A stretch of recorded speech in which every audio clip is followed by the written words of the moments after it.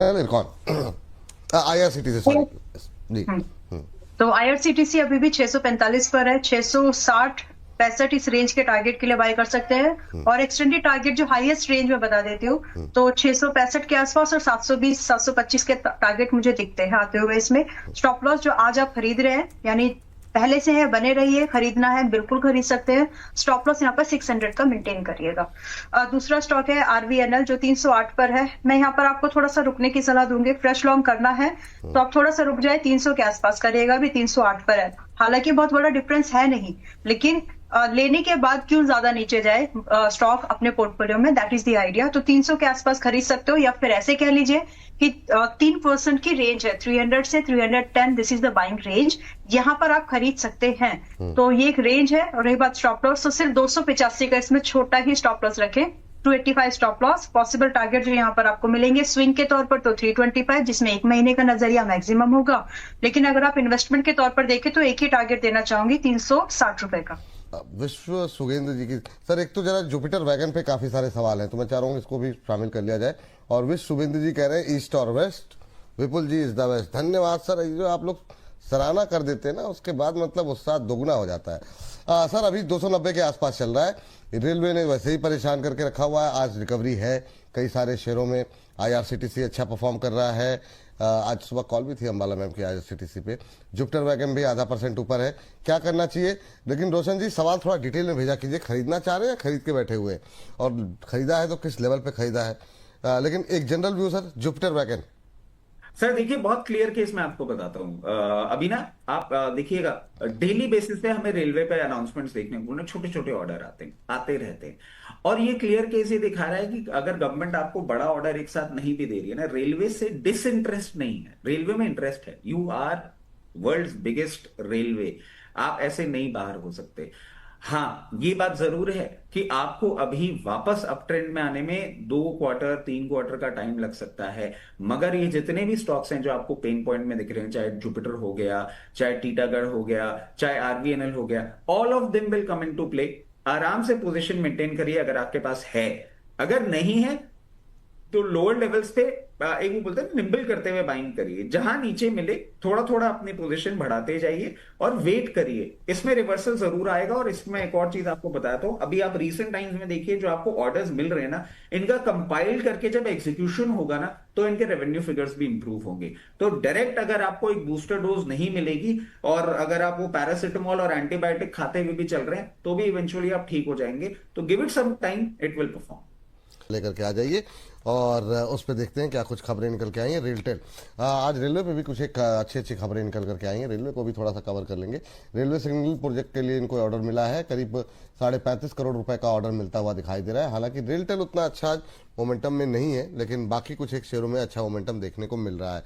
नया ऑर्डर के बावजूद सुस्ती है सर रेलटेल में, कैसे देख रहे हैं? रेलटेल में अभी 1% के आसपास की गिरावट, इंट्राडे लो पे ट्रेड करता हुआ, आपका व्यू क्या होगा?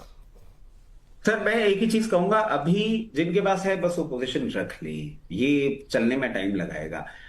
356 के ऊपर सस्टेन करना चालू करेगा, फिर आपको हाई लेवल्स दिखेंगे। 388 भी दिखेगा, 424, 450, 460 भी दिखेगा। बट अभी ब्रेकआउट में टाइम है। और सर ये पूरे रेलवे स्पेस में है, आप किसको भी देख लीजिए, सब सेम चार्टिकल पैटर्न्स पे हैं। जब तक ब्रेकआउट नहीं आता, फ्रेश पोजीशन नहीं बनानी है, फॉर द टाइम बिंग रहना है बस।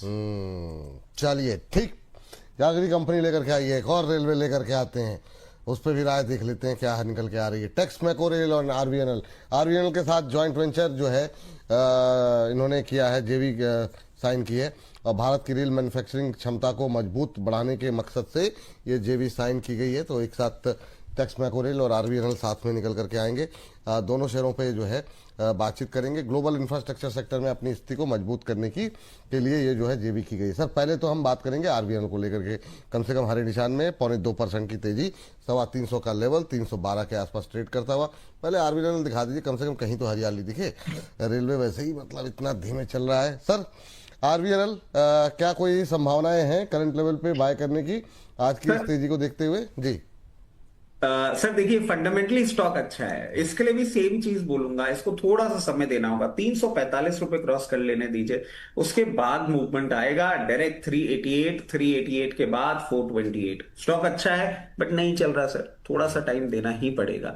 इसके साथ साथ टेक्समैक और रेल सर, क्योंकि सारे सेम चार्ट्स हैं, मतलब आप देखिए पूरा सेक्टर ही ऐसा लग रहा है कि कितनी आप अच्छी चीजें कर लीजिए बट ये चलने को तैयार नहीं है। इसके लिए 140 लेवल का इंतजार करना होगा, जिनके पास है बने रहे, जिनके पास नहीं है मैं कहूंगा 140 के ऊपर जाए तभी करिएगा, वरना आप भी हमारे साथ आके बैठ जाएंगे, हम तो बैठे हुए ही हैं। 140 के ऊपर 178 और 178 को जब ये ब्रीच करेगा तो आपको 198 से 204 के भी लेवल्स दिखाएगा। ठीक। इस बीच अगली कंपनी लेकर के आते हैं, और इन दो के बाद सर एक तो इरकॉन देख लीजिए। सर इरकॉन उस पर टैक्स मैको बात हो गई ना? हाँ हाँ, तो जरा इरकॉन देख लीजिए। और एक सुबह कॉल दी गई थी IRCTC को लेकर के अंबाला जी की तरफ से, और ये भी काफी धुआंधार प्रदर्शन कर रहा है, 650 पे आ गया है, लेकिन उनके लेवल से ऊपर चला गया। क्या अभी भी खरीद सकते हैं? 650 के आसपास अब ट्रेड करता है। एक तो IRCTC और इरकॉन, इन पे भी जरा मैं चाहूंगा कि अपनी राय आप दे दें। तो रेलवे और पावर को लेकर के जो है हम लोग आज थम लगाते हैं इसको, जिस तरीके का मोमेंटम बनता हुआ दिखाई दे रहा है जी। सर इरकॉन के लिए अब देखिए इसका भी लेवल क्या निकल के आ रहा है, 168 के ऊपर सस्टेन करेगा, उसके बाद मूवमेंट करना चालू करेगा 179 के बाद 224 है तो बने रहेंगे, नहीं है तो ब्रेकआउट देने दीजिए।